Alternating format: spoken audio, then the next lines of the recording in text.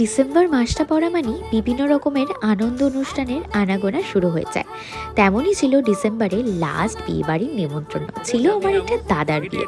সকাল থেকে শুনছি 6টা থেকে 6:30টার মধ্যে রেডি হয়ে পৌঁছে যেতে হবে বরযাত্রী যেখানে গাড়ি ছাড়বে।